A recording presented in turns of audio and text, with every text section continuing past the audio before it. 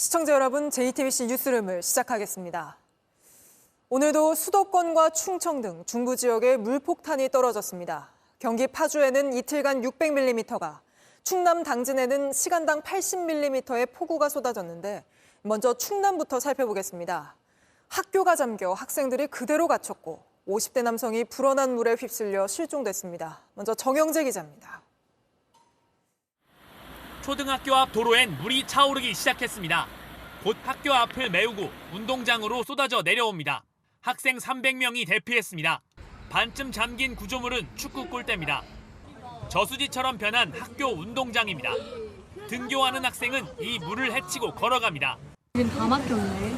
물은 1층 복도까지 들어왔고 학생들은 그대로 갇혔습니다. 학교 건물 안에도 물이 계속 차고 그러니까 약간 무릎 정도 그 정도까지 진짜 찼었거든요. 충남 당진엔 오전 동안 시간당 80mm의 비가 쏟아졌습니다. 하천이 넘치면서 지역 전체로 물이 밀려들었습니다. 흙이 쏟아지면서 농수로를 완전히 막았습니다. 빠져나가야 할 물들이 도로 위를 넘어서 다시 논으로 들어가고 있습니다. 시장도 물에 잠겼습니다. 가게가 걱정된 상인은 급히 뛰어가고 막을 방법이 없어 물이 들어오는 걸 그저 바라만 보기도 합니다. 지게차로 다 옮기고 뭐 했는데 그 옮기는 순간에 물이 무릎 넘어서까지 차가지고 손 쓸 방법이 없는 거예요. 그나마 남은 물건이라도 건져야 하지만 쉽지 않습니다.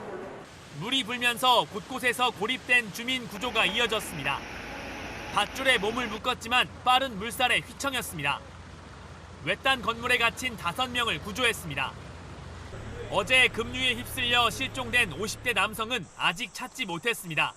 언제까지 비가 올지 기약이 없고 피해는 커지고 있습니다. JTBC 정영재입니다. 어제에 이어 오늘도 물폭탄이 떨어진 수도권 상황 알아보겠습니다. 먼저 경기 남부입니다. 시간당 88.5mm의 비가 쏟아지며 출근길이 아수라장이 됐고 낚시배가 뒤집어지며 2명이 실종됐습니다. 임예은 기자입니다. 출근길 시민들은 선택지가 없습니다. 종아리까지 물이 차올랐지만 바지를 걷어 올렸습니다. 일렬로 서서 역까지 걸어갑니다.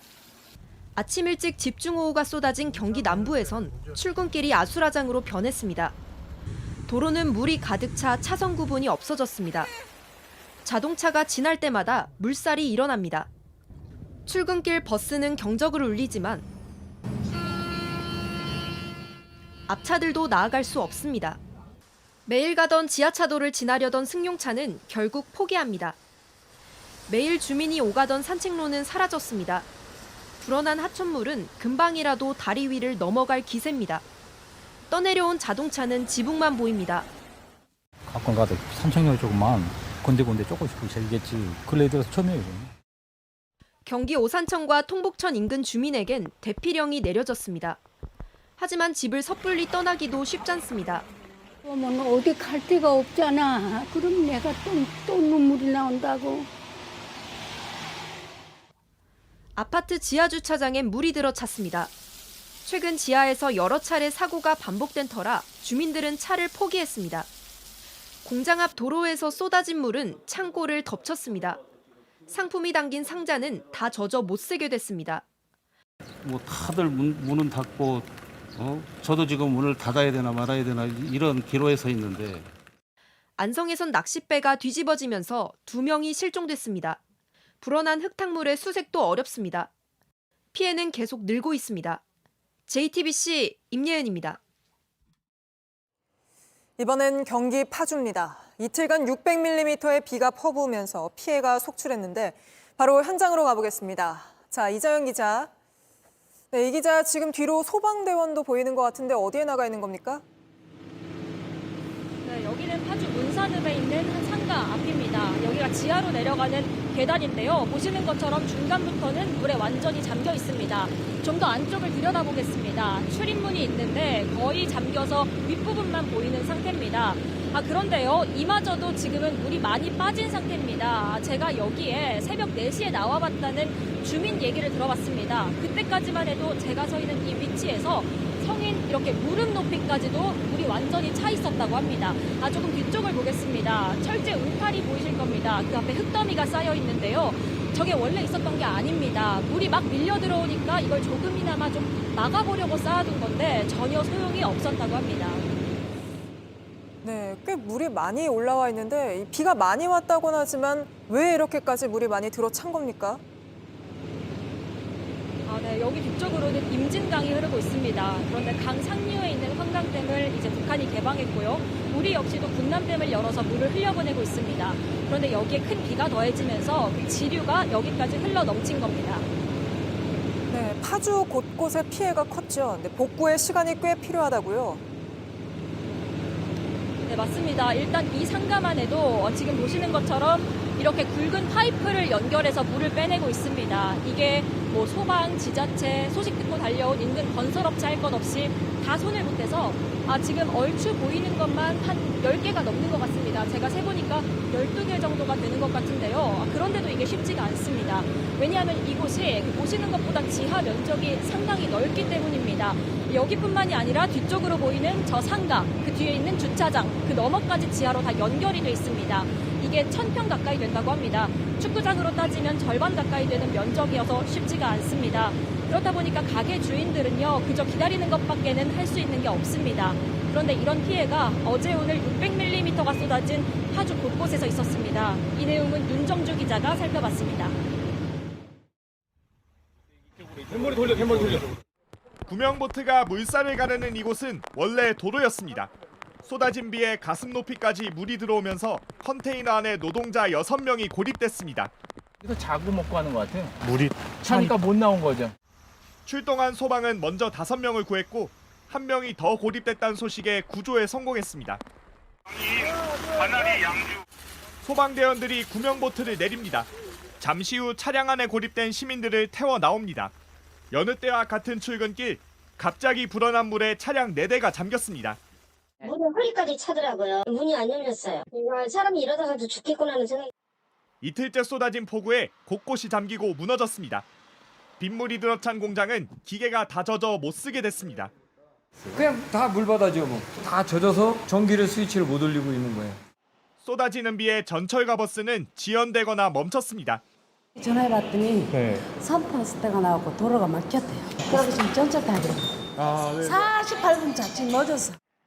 다시 비가 오기 전에 복구할 수 있을까 주민들은 걱정이 앞섭니다. JTBC 윤정주입니다. 전국 곳곳에서 산사태가 일어나 사람들이 흙더미에 파묻혔다 극적으로 구조됐고 도로가 두부처럼 잘려나갔습니다. 며칠째 폭우가 이어지며 땅이 많이 약해진 탓인데 전국 대부분 지역의 산사태 위기경보 심각 단계까지 올라간 상황이니 다들 주의하셔야겠습니다. 오원석 기자입니다. 벽이 쓰러지고 천장이 주저앉았습니다. 산 아래 80대 노부부가 사는 집에 흙더미가 쏟아졌습니다. 벼락 치는 소리가 나더라고요. 그다음에 벼락이 치나 보다 했더니 흙이 몸을 덮어요. 그 할머니도. 할아버지는 온 몸에 흙을 뒤집어 쓰고도 거동이 불편한 부인부터 꺼냈습니다. 침대가 안 있고 방바닥에 조금 묻혀버렸죠. 부서진 돌 조각과 쏟아진 흙더미를 중장비로 치웁니다. 콘크리트로 쌓아 올린 옹벽이 완전히 무너졌습니다. 직원들 휴식 공간으로 사용하던 건물도 완전히 주저앉았습니다. 새벽 2시 안에서 자고 있던 식당 사장은 몸만 빠져나왔습니다. 고립이 돼갖고 처음에는 못 나왔어요. 그러다가 이제 전기도 다 나가고 한 30분 있다가 안정이 좀 찾아가지고 이제 핸드폰으로 비춰갖고 나와. 전봇대가 쓰러지면서 도로를 때렸습니다. 비에 집안이 쓸려 내려가 약해진 도로는 마치 두부처럼 잘려나갔습니다. 고속도로 옆 산 허리는 산사태로 속살을 드러냈고 아파트 주차장을 떠받치던 옹벽은 뚝 떨어져 나가 쓰러졌습니다. 제주와 전남, 경남을 제외한 전국 산사태 위기경보는 심각 단계까지 올라갔습니다. 36개 시군구에서 900여 명이 대피했습니다. JTBC 오원석입니다. 서울에는 이틀 연속 출근 시간대 장대비가 쏟아졌습니다. 도로 곳곳이 통제됐고 가로수가 이렇게 뿌리째 넘어져 그야말로 험난한 출근길이었습니다. 김원수 기자입니다. 도로가 텅 비었습니다. 경찰차가 지하차도 입구를 막고 있습니다. 오늘 새벽 서울 동부간선도로 양방향과 내부 순환도로 증산교 등 서울 시내 주요 도로 곳곳이 통제됐습니다. 출근도 하기 전인데 도로 통제와 폭우 주의를 당부하는 재난 안전 문자가 10건 가까이 이어졌습니다. 강남역에 혹시 뭐 잠기거나 지하철 운행 같은 거 중단되는 거 있는지 핸드폰으로 찾아보고 나왔고, 차로 평소 30분이면 가는 길이 1시간 넘게 걸렸습니다. 곳곳이 막힌다는 소식에 대중교통에 평소보다 더 많은 사람들이 몰렸습니다. 7호선 타고 왔는데 평소보다 사람이 좀 많았던 것 같아요. 새벽 내내 쏟아진 비에 서울 강남구와 서대문구에선 굵은 가로수가 뿌리째 넘어졌습니다.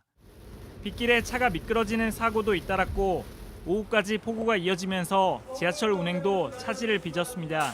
열차 미끄러짐 현상이 발생해 열차에 중도비 발생할 수 있으니 서 계신 분들이 계시면 손잡이를 잘 잡아주시기 바랍니다. 서울시는 오늘 접수된 호우 관련 피해는 90건이라고 밝혔습니다. JTBC 김한수입니다. 서울은 늦은 오후부터는 비가 좀 잦아들었지만 여전히 도로 곳곳이 통제되고 있습니다. 퇴근길도 혼잡한 모습인데 바로 잠수교로 가보겠습니다. 자, 한민정 기자, 잠수교 지금도 통행이 모두 막혀 있는 상태입니까? 네, 오전에는 보행이 통제됐다가 오늘 오후 2시를 기해서 차량 통행까지 모두 막혔습니다. 수위는 계속 높아져서 오후 6시 현재 차량 통행 기준인 6.2m를 넘어선 7.2m를 넘어섰습니다. 네, 그러면 올림픽대로나 주요 간선도로 상황은 어떻습니까? 동부간선도로는 양방향 모든 구간이 통제되다가 조금 전인 6시 10분을 기해서 전면 해제가 됐습니다. 올림픽대로는 여의상류 IC와 또 63빌딩 진출 램프가 여전히 막혀 있습니다. 또 광운로와 영동 1교 등도 차들이 갈 수 없고요. 서울 둔치주차장 4곳과 풍납토성, 용답 등 육관문 2곳도 모두 통제가 되어 있습니다. 모두 집중호우로 팔당댐 방류량이 초당 8,500톤으로 늘어나면서 한강 수위가 같이 높아진 데 따른 겁니다. 네, 서울 주요 하천들도 모두 통제 중인 거죠? 그렇습니다. 오늘 서울 전역 29개 모든 하천의 출입이 전면 통제가 됐습니다. 서울 목감천과 도림천 등 수도권 10곳의 하천은 홍수특보가 내려졌습니다. 저희가 현장을 돌아봤는데요. 산책로까지 흙탕물이 흘러 넘치는 곳이 많았습니다. 서울 강북구와 종로구, 서대문구 등 서울 6개 자치구에는 산사태 주의보도 내려졌습니다. 네, 지금이야 비가 잦아들었지만 앞으로가 걱정인데 내일 날씨 상황 어떻습니까? 지금은 비가 그쳤지만 안심하긴 이릅니다. 수도권 등 지역은 내일까지는 소강 상태지만 전라도 등 남부 지역을 중심으로 많게는 100mm의 폭우가 쏟아질 수 있습니다. 네, 알겠습니다. 잠수교에서 한민정 기자가 전해드렸습니다. 네, 침수된 차 위에 앉아 구조를 기다리는 이 남성. 다들 기억하실 텐데 2년 전 폭우 때 서울 강남에서 찍힌 사진입니다. 이런 일 막아보려고 도로 위 타이어 위로 물이 얼마나 올라왔는지 미리 CCTV로 파악해서 대피시키는 방법이 새롭게 떠오르고 있는데 이혜원 기자가 그 현장에 다녀왔습니다. 서울 강남에 총 120mm 넘는 비가 내린 오늘 관제센터 직원들의 눈이 바빠집니다. 배치 242번. CCTV만 7,700여 대. 우리 혼자 계신 분 있죠? 봐주세요. 상습 침수 지역에 속하는 강남역 일대는 2년 전 폭우가 쏟아져 마치 강처럼 변했습니다. 매년 사고가 잇따르자 서울시 연구원은 자동차 타이어를 모니터링해 도시 침수 정도를 미리 파악하기로 했습니다. 도로 물 고임 현상을 침수 사고 전 일종의 경고로 보고 타이어가 얼마나 물에 잠겼는지에 따라 비상경보에 활용하겠다는 겁니다. 레벨 0부터 4까지 자동 구분되는데 땅만 젖은 수준이면 0, 타이어 상단부까지 잠기면 4에 해당합니다. CCTV가 설치된 서울 강남 대치역 사거리로 나와봤습니다. 비가 계속 내리면서 도로 곳곳에는 물 웅덩이가 생겼는데요. 도로를 비추고 있는 실시간 모니터링 화면을 봤더니 일부 차량이 지나갈 때 초록색 레벨 1이라는 표시가 떴습니다. 현재 물이 바닥에서 발목 사이 높이 정도로 고여 있다는 뜻입니다. 다만 아직 서울 강남의 2곳에서만 시범 운영 중입니다. 최근 기후변화에 따른 이상기후로 인해 강우 예측 불확실성도 증가하고 있어서요. 실시간 모니터링을 통한 침수 대응의 중요성이 더욱 강조되고 있습니다. 이미 깔려있는 CCTV 인프라를 활용하면 신속하게 대피하고 인명피해를 막을 수 있습니다. JTBC 이혜원입니다. 이종섭 전 국방부 장관이 최상병 순직 사건 이첩 보류를 지시하기 직전 통화한 대통령실 번호 02-800-7070. 이 번호에 통화 기록이 추가로 확인됐습니다. 이 전 장관과의 통화 40분 전쯤엔 조태용 당시 국가안보실장에게 10분 전엔 주진우 당시 비서관에게 전화한 것으로 확인됐습니다. 안보실장, 대통령 최측근과 잇따라 통화한 인물, 과연 누구일지 궁금증이 커지고 있습니다. 먼저 이승환 기자입니다. 이종섭 전 국방부 장관은 지난해 7월 31일 오전 11시 54분 02-800-7070 번호로 걸려온 전화를 받아 168초 동안 통화했습니다. 직후엔 보좌관 휴대전화로 김계환 해병대 사령관에게 전화해 최상병 순직 사건을 경찰로 넘기지 말라고 지시했습니다. 지금까지 확인되지 않았던 이전 통화 내역이 군사법원을 통해 확인됐습니다. 이날 오전 10시 21분부터 원희룡 당시 국토부 장관 비서관에게 3번 연속으로 전화했고 11시 9분엔 조태용 당시 국가안보실장, 11시 43분엔 주진우 당시 대통령실 법률비서관, 11시 53분엔 군 관계자로 추정되는 김모 씨, 11시 54분엔 이종섭 전 국방부 장관에게 전화했습니다. 오전 11시 이후부터 현재까지 신원이 확인된 통화 기록은 안보실장, 법률비서관, 국방부 장관입니다. 정부 고위 인사와 연속해서 통화를 할 수 있는 인물이 누구인지 의문이 제기되지만 당사자들은 답변을 피하고 있습니다. 이 전 장관은 국회에서 수차례 답변을 거부했고 조태용 국가안보실장은 전화를 받지 않았습니다. 주진우 국민의힘 의원은 순직 해병과 관련해 그 누구와도 통화한 사실이 없으며 어떠한 관여도 한 바 없다고 밝혔습니다. JTBC 이승환입니다. 최상병 순직 일주기를 하루 앞두고 해병대는 최상병 묘역에서 추모식을 진행했습니다. 이 자리에는 그동안 사고 책임자로 지목받아온 임성근 전 사단장도 참석해 묘소에 헌화하고 참배했습니다. 김재현 기자입니다. 정복을 입은 군인들이 최상병 묘역 앞에서 경례를 합니다. 순직 일주기를 하루 앞두고 해병대가 대전 현충원 최상병 묘역에서 추모식을 진행했습니다. 김계환 해병대 사령관을 비롯해 최상병이 있던 부대 관계자 등 10여 명이 참석해 고인을 추모했습니다. 이 자리에는 임성근 전 해병대 1사단장도 참석했습니다. 임 전 사단장은 무리하게 수색을 지시한 의혹과 함께 최상병 순직 사고의 책임자로 지목돼 왔는데 경찰 수사에서는 무혐의 처분이 난 바 있습니다. 해병대 관계자는 임 전 사단장이 사고 당시 지휘관이자 전 1사단장의 자격으로 공식 참석했다고 설명했습니다.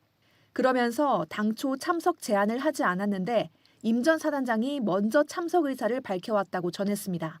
일주기 당일인 내일 오전에는 포항 해병대 1사단에서 유가족들이 참석한 가운데 비공개 추모식과 흉상 제막식이 진행됩니다. 임 전 사단장은 내일 해병대원 순직 사건 및 수사 외압 사건 관련 청문회에 증인으로 출석할 예정입니다. JTBC 김재현입니다. 이런 가운데 JTBC의 임성근 전 사단장 구명 로비 의혹 보도에 대해 국민의힘은 제보 공작이라고 주장하고 있습니다. 골프 모임 단체 대화방 속 김규현 변호사, 청와대 경호처 출신 송모 씨가 민주당과 연관이 있다는 건데요. 먼저 류정화 기자 보도 보시고 이 문제 더 따져보겠습니다. 국민의힘 미디어 특위는 성명서를 내고 JTBC의 해병대 골프 모임 단체 대화방 관련 보도가 제보 공작이라고 주장했습니다. 공익신고자인 김규현 변호사가 박정훈 전 수사단장의 변호인, 즉 사건의 이해 당사자인데다 김 변호사의 신원을 미리 밝히지 않았다는 겁니다. 김 변호사가 민주당 보좌관 출신이고 지난 총선에 민주당 경선 후보자 경력이 있다는 점도 문제 삼았습니다. 또 임성근 전 사단장과 직접 친분이 있는 경호처 출신 송모 씨는 이재명 전 민주당 대표의 팬클럽 발기인이란 점을 들었습니다. 앞서 같은 주장을 폈던 권성동 의원도 임 전 사단장 구명 로비 의혹을 적극 반박했습니다. 골프 모임이 실제 이루어지지도 않았고 그리고 또 이종호 씨 자신에 의해서도 장인 김건희 여사하고 10수년 전부터 한 번도 연락을 해본 적이 없다. 반면 민주당은 본질에서 벗어난 주장으로 물타기를 하고 있다며 전형적인 메신저 공격이라고 반박했습니다. 윤석열 대통령의 복심으로 불리는 친윤계 권성동 의원이 대통령을 감싸기 위해 흑색 선전마저 불사하는 권 의원의 모습은 보기 딱합니다. JTBC 류정화입니다. 네, 이 사안 취재하고 있는 김지아 기자와 얘기를 더 나눠보도록 하겠습니다. 자, 김 기자, 저희가 보도한 이 골프 모임 단체 대화방, 여기에 등장한 인물들이 민주당 쪽이다. 그래서 제보가 기획된 것이다. 라는 게 국민의힘 주장인 거잖아요. 네, 그렇습니다. 네, 카톡방에 있는 인물은 총 5명이었죠. 공익신고자 김규현 변호사와 그리고 송모 씨 전 대통령 경호처 직원이 민주당 인사이기 때문에 임성근 사단장 구명 로비 의혹을 공작했다는 겁니다. 네. 그런데 어제 김규현 변호사는 저희 방송에서 최상병 사건 훨씬 전인 지난해 3월 이들과 처음 알게 됐다고 했습니다. 사건 후인 지난해 8월 9일 김 씨와 송 씨의 대화를 들어보면 서로 의견도 다르고 송 씨는 임 전 사단장을 적극 옹호하는 것을 알 수 있습니다. 들어보시죠. 네. 대통령실에서도 그분을 좀 보호하려고 하는 것 같긴 하던데 헌병단장 있죠, 수사단장. 거기가 좀 딱하게 됐더라고요. 오바한 거죠, 오바. 뭐 그 사람도 어쨌든 이제 규정과 절차에 따르려다가 한 건데 자기 상관에게 취사도 이렇게 보고하겠습니다라고 해. 먼저 하고 난 다음에 결정을 가져야 되는데. 그래, 난 가끔 통화하고 있는데. 네, 이걸 들어보면 지금 민주당 쪽이라는 송모 씨는 오히려 박정훈 전 수사단장이 잘못했다라는 취지로 말을 하고 있네요. 오늘 송 씨가 입장도 냈죠? 네, 그렇습니다. 먼저 임 전 사단장에 대해선 경호처 근무 시절 인연으로 임성근 장군과 인연을 이어왔다며 사단장까지 책임을 묻는 게 부당하다는 것이 제 공직 경험에 기초한 소신이라고 말했습니다. 네. 한간에 떠도는 구명 로비는 생각조차 해본 적이 없다고 했습니다. 네, 그런데 구명 로비의 시작이 이 송 씨가 포워딩을 했다는 문자잖아요. 이걸 보고서 이종호 씨가 그럼 VIP에게 얘기를 해보겠다라고 했다는 거고, 여기에 대해서도 설명을 했습니까? 네, 거기에 대해서는 8월 2일에 임 전 사단장에게 카톡 메시지를 보낸 것은 맞다. 그러면서도 응원하자는 취지였다고 설명을 했습니다. 네. 하지만 이종호 씨에게 이 문자를 지우라고 한 게 맞는지, 또 이 씨가 구명 로비를 했다고 보는지에 대해서는 입장을 밝히지 않았습니다. 네, 결국에는 이종호 씨가 핵심이 될 텐데 저희가 이종호 씨에게 주목할 수밖에 없는 정황들이 여럿 있잖아요. 네, 그렇습니다. 이종호 씨는 국방장관 교체나 올해 있을 사성장군 진급 자리에 대해 미리 알고 있었고요. 인사나 로비를 이야기하면서도 고위공직자들 실명도 여러 차례 언급했습니다. 네. 서울 치안감 별 2개 다는 거 아마 전화 오는데 별 2개 달아줄 것 같아. 예. 있습니다. 네. 그래도 또 우리가 또 그 정도는 주변에 데리고 있어야 되지 않냐? 네, 이 씨가 언급한 조모 경무관은 징계를 피해간 정황이 확인돼서 최근 공수처가 수사에 착수했습니다. 또 삼부토건 실소유주로 의심되는 조모 씨가 특정 구치소에 오래 있길 원한다는 이야기를 했는데 실제 이례적으로 오랜 기간 머문 것으로 확인이 됐습니다. 네. 그렇기 때문에 공수처 역시 이런 부분 때문에 수사가 필요하다고 본 겁니다. 네, 저희 역시 취재를 이런 이유들로 계속 이어가도록 하겠습니다. 잘 들었습니다. 김지아 기자였습니다. 내일이면 해병대 최상병이 무리한 수색 작전에 투입됐다 순직한 지 꼭 1년이 됩니다. JTBC가 입수한 해병대 수사단의 수사 보고서엔 최상병이 급류에 휩쓸렸던 당시 상황이 동료 병사들의 증언으로 담겨 있습니다. 목까지 물이 차오르는 상황에서 구명조끼가 없었던 최상병은 살려달라 소리치며 발버둥 쳤다고 합니다. 당시 상황을 유선희 기자가 재구성했습니다. 최상병이 순직한 다음 날 작성된 최초의 보고서입니다. 최상병 실종 직후 수색 당시 사진은 보트가 떠다니고 무태서 가까운 곳인데도 수심이 허리 가까이 올라옵니다. 당시 최상병 바로 옆에서 물에 빠졌던 최모 병장은 삽으로 땅을 찍는 순간 갑자기 땅이 가라앉으며 목까지 물에 빠졌다. 수영을 했지만 물만 계속 마시고 이대로 죽겠구나 생각했다고 적었습니다. 그때 누군가 배영을 하라고 소리쳤고 자신은 몸을 뒤집어 숨을 쉬며 떠내려갔지만 최상병은 살려달라고 소리치며 발버둥을 쳤다고 했습니다. 바로 앞줄에 있었던 이모 병장도 같은 말을 했습니다. 수영을 해서 최상병 쪽으로 가려고 했지만 물살 때문에 떠있기조차 힘들었고 오히려 더 깊은 곳으로 휩쓸려 갔다는 겁니다. 누군가 몸에 힘 풀어 배영해라고 소리쳤지만 최상병은 물속으로 들어갔다 나왔다를 반복하다 물 위로 올라오지 못했다고도 했습니다. 배영을 하라고 소리쳤던 건 최상병과 같은 줄에 있던 송모 일병이었습니다. 수심이 깊은 구덩이가 있는 것 같았다. 발이 땅에 닿지 않아 빠른 유속에 휩쓸렸고 배영을 하라고 소리쳤다고 했습니다. 겨우 땅에 올라왔을 때 최상병은 머리만 보이는 상태로 떠내려가고 있었다고 했습니다. 앞줄에 있던 박모 병장은 자신도 함께 휩쓸렸다 살아나온 뒤의 심정을 이렇게 적었습니다. 전우이자 후임이 떠내려갔는데 아무것도 못하는 내 자신이 너무 한심하고 바보 같았다. 꽃다운 청춘을 국가에 헌신했는데 본인은 보호받지 못했다. 물 안에 있을 최상병이 너무 외로워 보인다. JTBC 유선입니다. 당시 상황을 더 분석해보니 수심이 가장 깊고 물살이 거센 자리에 경험 많은 간부 대신 입대한 지 넉 달도 안 된 최상병이 배치됐던 걸로 확인됐습니다. 또 장화를 신으면 물에서 탈출하기 어렵다는 현장 의견 역시 묵살됐던 걸로 나타났습니다. 이어서 김민관 기자입니다. 사고 발생 당시 실종자 수색 작전에 투입된 인원은 총 14명, 이 중 간부는 5명이었습니다. 물살이 상대적으로 빠른 대열 앞부분에는 병사들이 배치됐고 그중에서도 수심이 가장 깊고 물살이 거센 위치에 최상병이 배치됐습니다. 병사들의 안전을 책임져야 할 간부들은 대열 뒤쪽이나 육지 가까이에 있던 것으로 조사됐습니다. 대열 앞쪽에 있던 5명의 병사가 급류에 휩쓸리자 간부 4명은 곧바로 육지로 빠져나왔습니다. 대열 중간에 있던 간부 1명만이 헤엄을 쳐 다가가 병사 2명을 구출했습니다. 사고 당일 강상류인 영주댐에서 방류가 시작돼 물이 급격히 불어난 상황. 위험 지역에는 입대한 지 4달이 채 안 된 최상병이 비교적 덜 위험한 곳엔 간부들이 배치됐던 겁니다. 생존 장병들이 탈출에 방해가 됐다고 공통적으로 진술한 장화 착용에 대해서도 일부 간부들은 위험성을 미리 경고했던 것으로 조사됐습니다. 사고 전날 내려온 지침엔 수색 작전에 투입된 인원들이 장화를 착용하라고 돼 있습니다. 이모 원사는 안전재난 수칙을 근거로 장화를 신고 물에 들어가는 건 위험하다고 보고를 했습니다. 김모 대위 역시 같은 의견을 전달했습니다.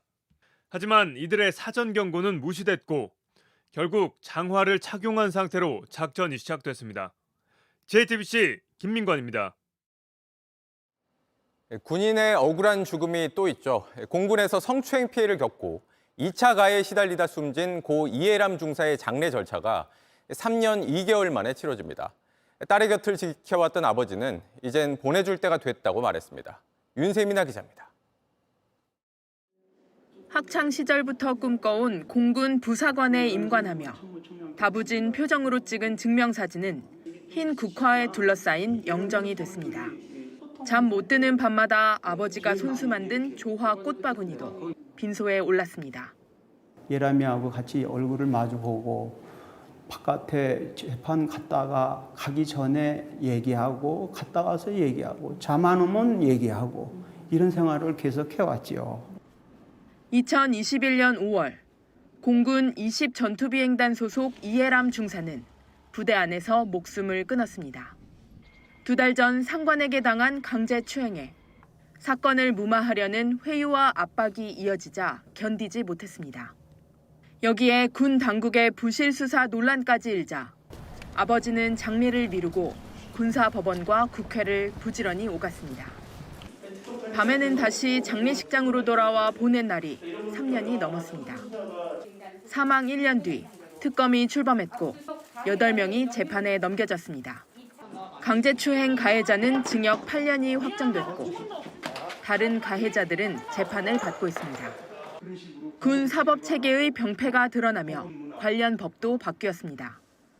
군인이 저지른 성폭력 범죄, 군인 사망의 원인이 되는 범죄는 경찰 등 민간 사법기관에서 수사와 재판을 맡게 됐습니다.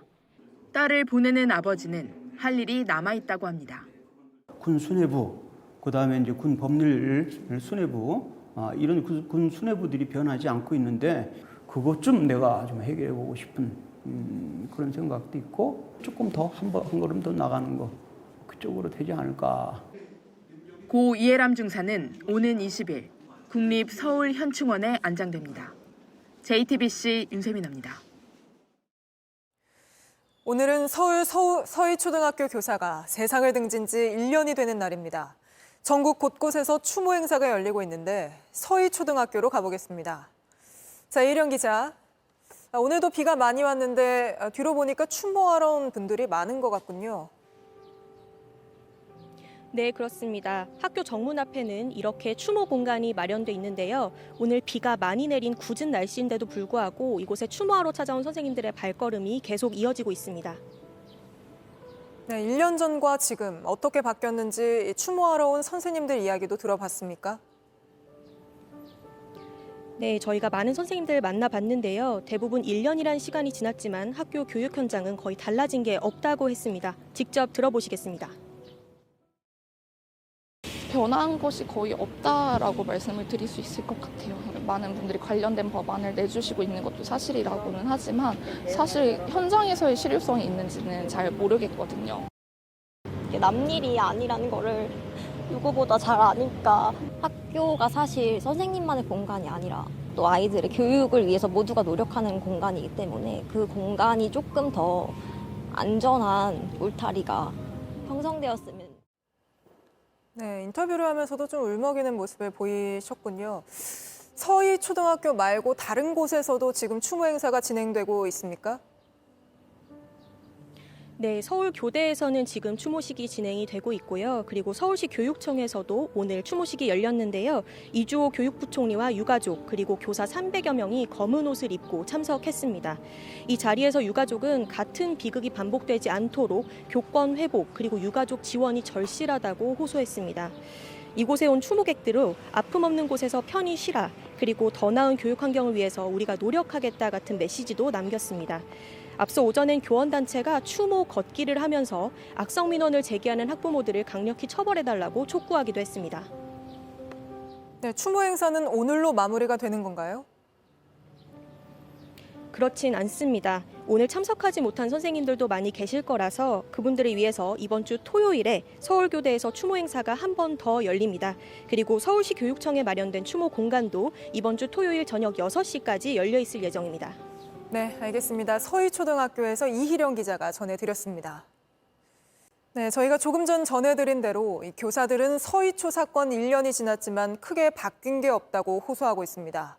이 교권 침해는 특히 온라인에서 기승을 부리는데 선생님의 실명을 거론하며 차마 입에 담지 못할 욕을 하고 성희롱을 하는 건 물론이고 선생님 얼굴을 나체 사진과 합성해 퍼뜨리기도 합니다. 그런데도 가해자 없는 교권 침해로 끝나는 게 현실이라는데 정인아 기자가 취재했습니다. 온라인 익명 커뮤니티의 한 고등학교 게시판입니다. 교사 실명을 써놨습니다. 그리고 입에 담지 못할 욕과 성희롱을 하는 글을 적었습니다. 또 다른 고등학교 게시판입니다. 조별 활동을 시킨다며 교사 이름 초성 옆에 죽기를 기원한다고 썼습니다. 중간 기말고사 문제가 마음에 안 든다며 욕설을 올린 게시판도 있습니다. 지난해 10월 부산의 한 중학교에선 학생 3,000명이 모인 텔레그램 창에 소속 여교사 얼굴을 나체 사진과 합성한 딥페이크 사진이 퍼졌습니다. 피해 교사 A씨는 교권보호위원회에 신고했고 가해자 없는 교권 침해로 종결됐습니다. 그 방은 서버가 없어졌기 때문에 더 이상 경찰에서도 찾을 수가 없고 내가 너무 얼마나 바보 같았을까. 그 아이들 눈에는 얼마나 만만하게 보였을까. 학교도 나서 글을 삭제하지 않으면 할 수 있는 모든 조치를 하겠다고 했습니다. 온라인에 올리게 되면 외부인들도 볼 수 있게 되고 그 피해 정도가 단순히 내부 구성원에게만 공유하는 경우보다 훨씬 더 크기 때문에 형사 처벌을 할 필요가 있다고 생각이 되고요. 하지만 나아진 건 없습니다.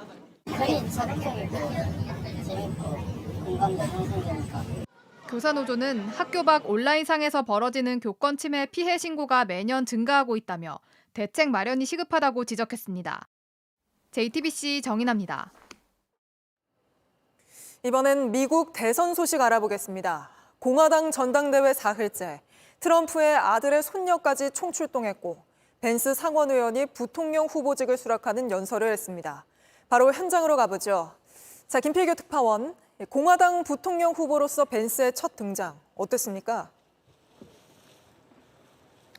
예, 트럼프의 복제인간이라는 비판을 받고 있지만 트럼프와 달리 말투는 차분하고 또 정돈됐습니다.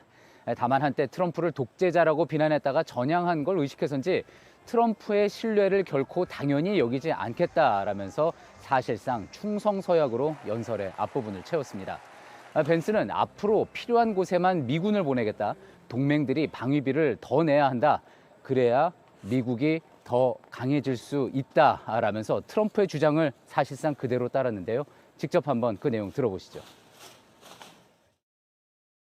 And if this movement of ours is going to succeed, and if this country is going to thrive, our leaders have to remember that America is a nation and its citizens deserve leaders who put its interests first. 네, 그리고 오늘도 트럼프의 가족들이 대거 연사로 나섰다고요?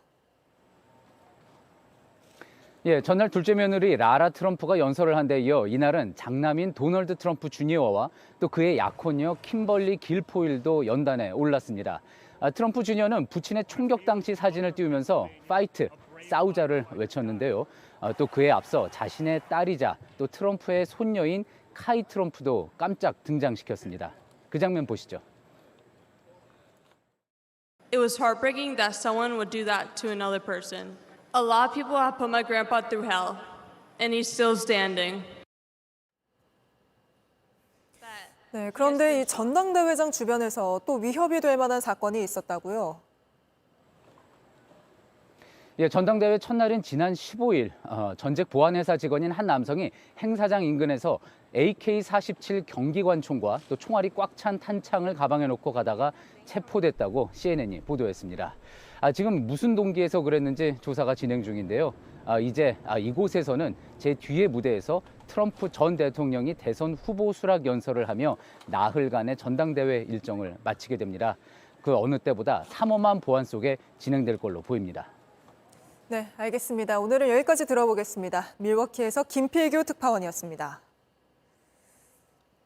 미국에서 간첩 혐의로 체포됐던 한국계 대북 전문가 수미 테리가 보석금 50만 달러, 우리 돈 약 7억 원을 내고 풀려났습니다.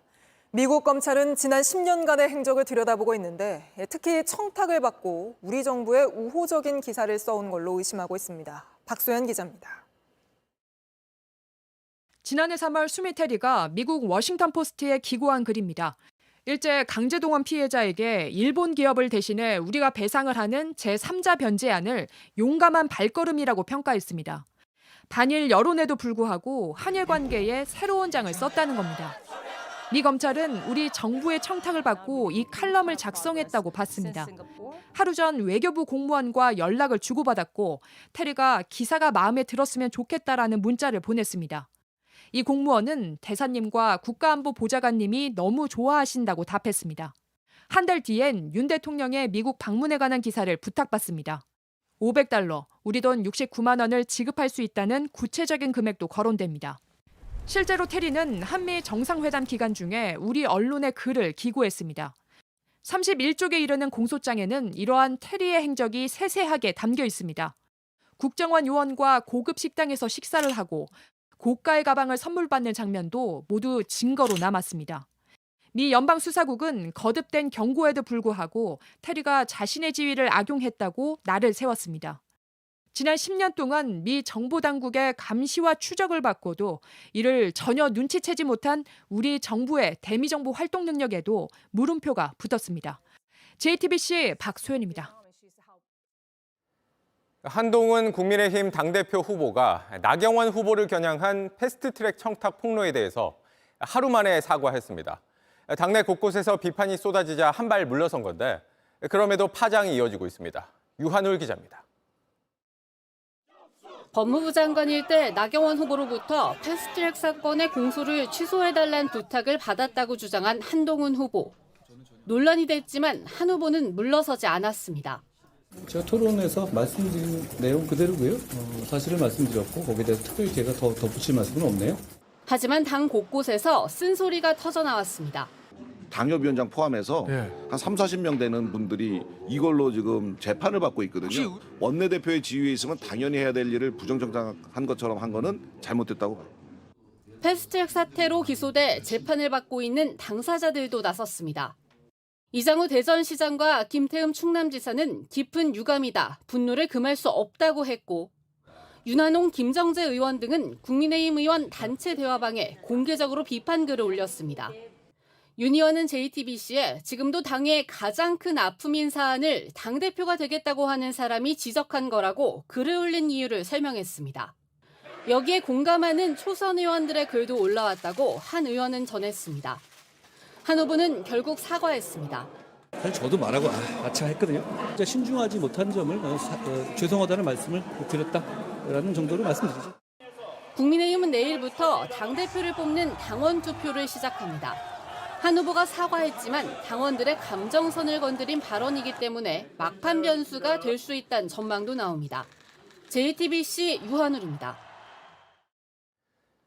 대법원이 동성 부부도 건강보험 피부양자 자격을 받을 수 있다는 첫 판단을 내놨습니다. 동성 부부의 법적 권리를 일부나마 처음 인정했다는 점에서 상당한 의미가 있는 결정인데 3년 넘게 법정 싸움을 해온 부부를 조혜연 기자가 직접 만나봤습니다. 동성 부부인 소성욱, 김용민 씨입니다. 결혼 사진은 5년 전에 찍었지만 혼인신고는 아직 수리되지 않았습니다.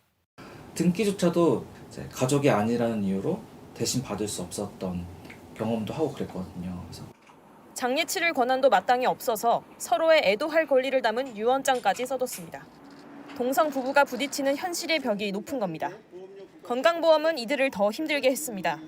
피부양자로 등록이 됐었는데 공단이 실수였다며 일방적으로 취소한 겁니다.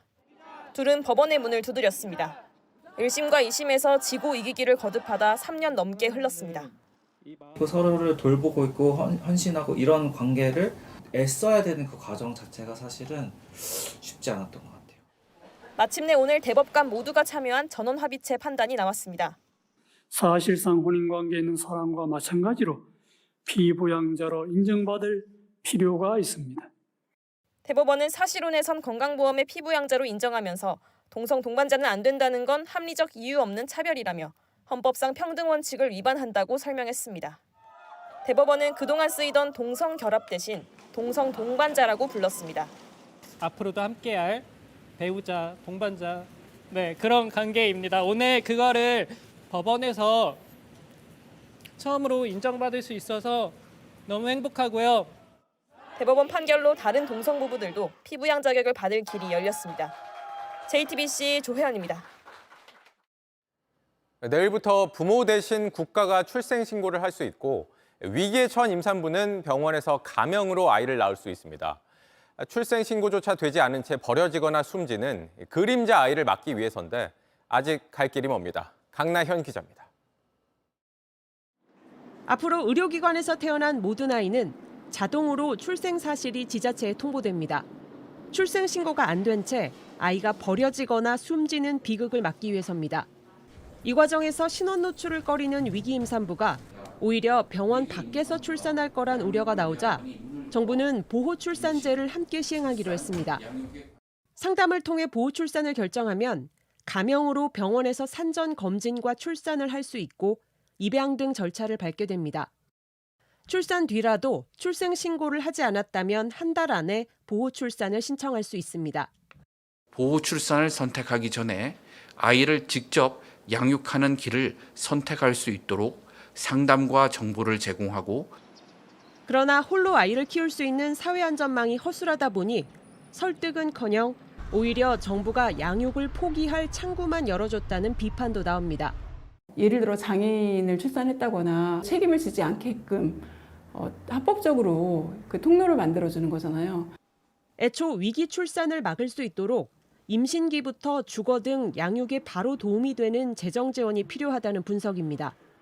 정부는 한부모 가족 아동양육비 적용 대상을 기존 중위소득 60%에서 63%로 늘렸지만 월 지원 금액은 21만 원에 불과합니다. 양육에 대한 친부의 책임도 제대로 따져 물어야 한다는 지적입니다.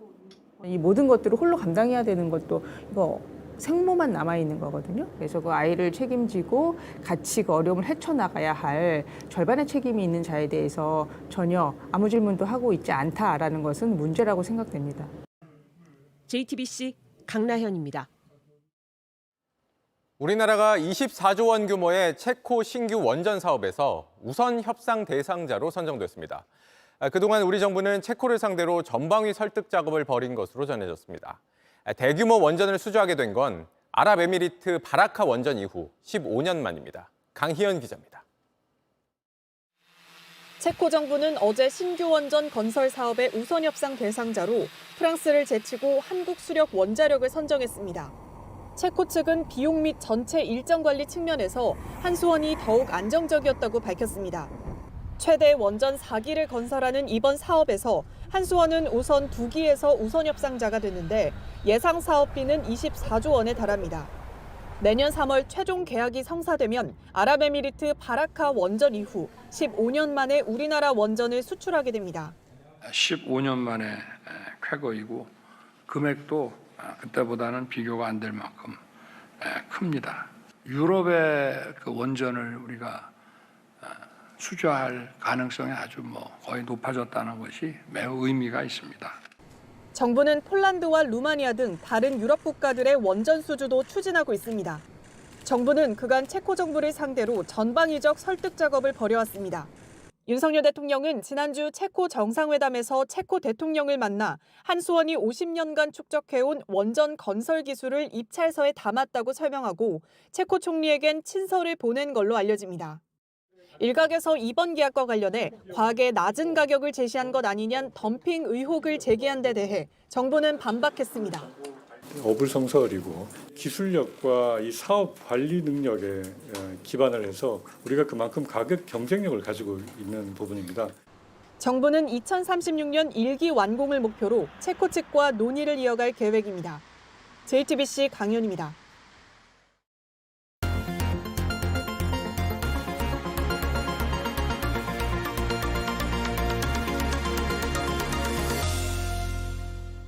관광객이 너무 많이 와서 현지 주민들이 못 살겠다고 아우성치는 오버 투어리즘. 서울에선 북촌 한옥마을이 대표적입니다. 관광객들이 아무 데서나 용변을 볼 정도라 견디지 못한 주민들이 오랜 세월 터잡았던 마을을 떠나고 있습니다. 밀착 카메라 송우영 기자가 취재했습니다. 대형 관광버스가 쉴 새 없이 오가고 관광객들은 신호를 무시하고 길을 건너기도 합니다. 사진 찍는 여행객들로 붐비는 골목길. 마을 주민들은 이제 집을 나서 이 골목길을 걸으려면 마음을 단단히 먹고 잔뜩 긴장해야 하는 지경입니다. 지금 이렇게 관광객분들 막 줄로 가시잖아요. 이거 어떻게 뚫고 가요? 못 가지. 저희 딸은 심지어 저 양산도 무서워요. 몇 번 찔렸거든요. 내 집 주차장에 대놓은 차를 끌고 외출하는 이 지극히 평범한 일상도 이제는 어렵습니다. 이런 차들은 다 외부에서 온 차들인 거예요, 지금. 그럼 여기 차량 못 지나가요. 저기 지나갈 수가 없어요. 관광객들을 따라가 봤습니다. 가정집 계단에 올라가 사진을 찍고 벽에 걸터 앉아 쉬기도 합니다. 사람들이 어떻게 생각하냐면 저 밑에 칸까지는 올라가도 된다고 생각해요. 그래서 이렇게 쭉쭉쭉 올라가서 사진 찍고 여기서 떠들면 진짜 옆에서 이렇게 얘기하는 것처럼 들리거든요. 외국인 관광객에게 직접 물어봤습니다. There's people living here? Oh, there's no people living here? 사람뿐만 아니라 콜밴과 택시, 배달 오토바이까지 뒤엉키는 경우가 많아졌습니다. 그리고 물 달라는 사람. 심지어 어떤 할머니는 자기 집 대문 앞에 응아를 하고 간 사람도 있었대요. 급하니까. JTBC 카메라를 발견한 한 주민은 제발 좀 도와달라며 제 손을 잡았습니다. 아무 데라도 소변을 넣는 거 화장실 없잖아요. 말없이 그냥 들어오기도 한다고요? 급하니까 들어오죠. 문 열고. 응? 어떻게 해야 될지 모르겠어. 어떤 대책이 없는 거예요, 현재. 밤에도 캐리어를 든 관광객들의 발길은 이어지고 사진 촬영도 계속됐습니다. 종로구는 최근 북촌 골목길 몇 곳엔 오후 5시 이후 관광객이 출입하지 못하도록 안내문을 붙였습니다. 하지만 주민들은 이게 해답이 아니라고 말합니다. 4년 전 서울시가 규제를 풀면서 마을에 급증한 무인 한옥 스테이가 문제의 핵심이라고 보기 때문입니다. 밤에 12시나 1시에 인천공항에서 오시는 분들이 밴으로 이곳까지 올라와요. 그때는 여기 사람이 없으니까 여기 어디야 도대체 어디야 뭐 이런 게 막 계속 들리는 거예요 자다가. 관광객에 시달린 주민 일부가 마을을 떠나고 주인이 떠난 집을 사들인 외부 업체가 숙박시설로 만들고 이렇게 관광객만을 위한 마을이 되어가는 악순환이 시작된 겁니다. 주민들이 살 수 있어야지 그 마을의 풍경이나 한옥마을의 풍경이나 그런 생활사나 이런 것들이 진짜로 보존될 수 있다고 생각하거든요. 많은 북촌 주민들은 자신들도 곧 이곳을 떠나게 될 것 같다는 말을 취재진에게 자주 했습니다. 그러면 주민 한 명 살지 않는 가짜 마을이 되는 것 아니냐 이런 걱정도 했습니다. 정말 북촌이 관광객들로만 가득 찬 곳이 돼도 괜찮을지 진지한 고민이 필요해 보입니다. 1차 카메라 송우영입니다.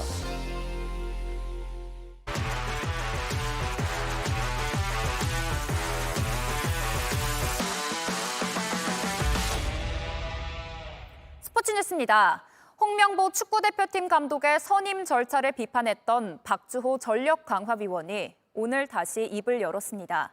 공정하고 투명하게 감독을 뽑았다면 이런 문제는 일어나지 않았을 것이라며 쓴소리를 이어갔습니다. 홍지훈 기자입니다. 그게 한국 축구의 발전에 도움이 된다고 생각했기 때문에 다른 거는 많이 복잡하게 생각은 안 했습니다. 박주호 위원은 대표팀 감독 선임 과정을 공개해 축구협회의 반발을 샀지만 그럴 수밖에 없었던 이유를 설명했습니다.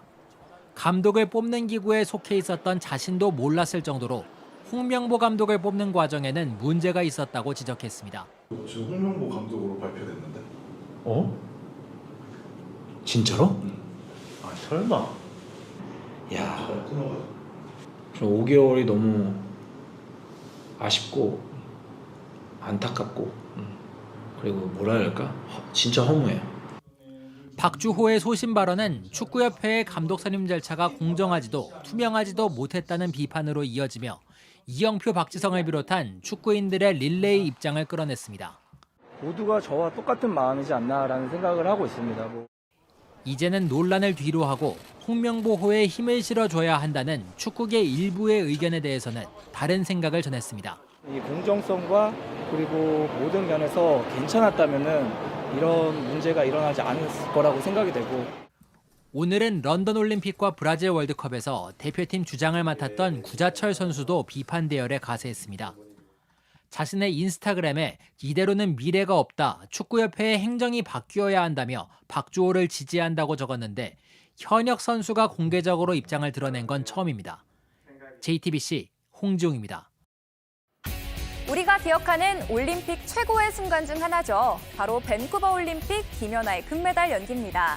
이때 우리와는 다르게 눈물을 펑펑 쏟아냈던 선수가 있었는데요. 바로 은메달을 딴 일본의 아사다 마오입니다. 오늘 아사다는 14년 전의 기억을 떠올리면서 밴쿠버 올림픽 때 1등을 못해서 고통스러웠다고 털어놨습니다. 2005년 주니어 세계선수권에서 우승했을 땐 무서울 것 없이 즐겁기만 했지만 밴쿠버 올림픽을 앞두고 압박감을 느꼈고 기술이 마음을 따라잡을 수 없게 돼서 줄곧 괴로웠던 겁니다. 항상 1등이어야 하고 또 1등이고 싶었지만 늘 김연아의 뒤에 섰던 2인자의 아픔을 얘기한 거죠. 세상이 주목한 라이벌로 빙판 위에서 아름다운 경쟁을 펼쳤지만 아사다는 즐기지 못한 채 현역 생활이 끝났다. 참 힘들었다는 말을 남겼습니다.